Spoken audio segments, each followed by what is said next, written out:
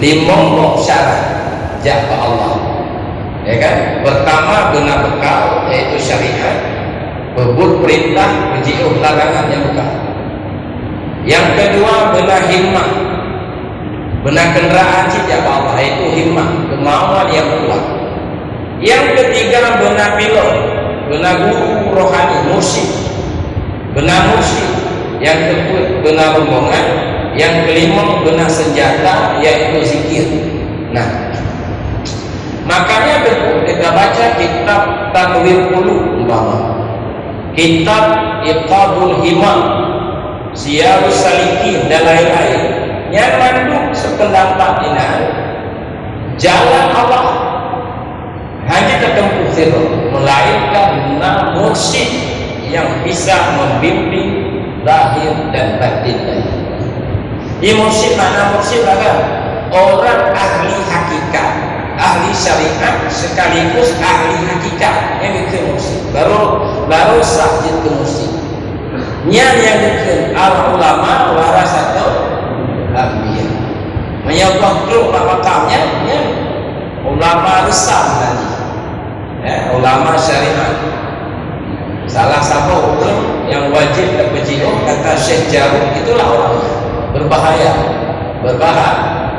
gitu, enggak mampu dia membimbing batin. Beda budaya arwah pribadi dan beliau sendiri masih rusak. Hanya ilmu je buang yang dah buat upaya sikap pilih kita baca.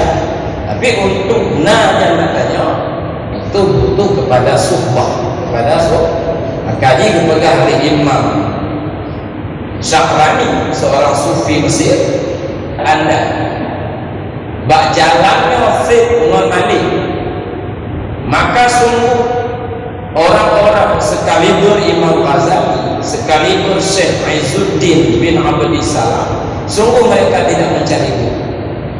Andai Zaid Umar Malik, karena mereka sangat alim, tapi ternyata mereka masih mencari itu.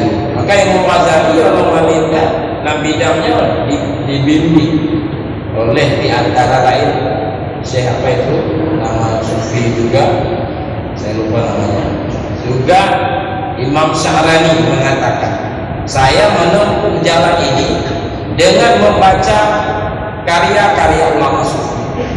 Ihya habis saya baca, habis membaca Ihya kata Imam Syahrani, habis membaca kitab Futuhul Qulub, habis membaca kitab ulama sufi, bukan.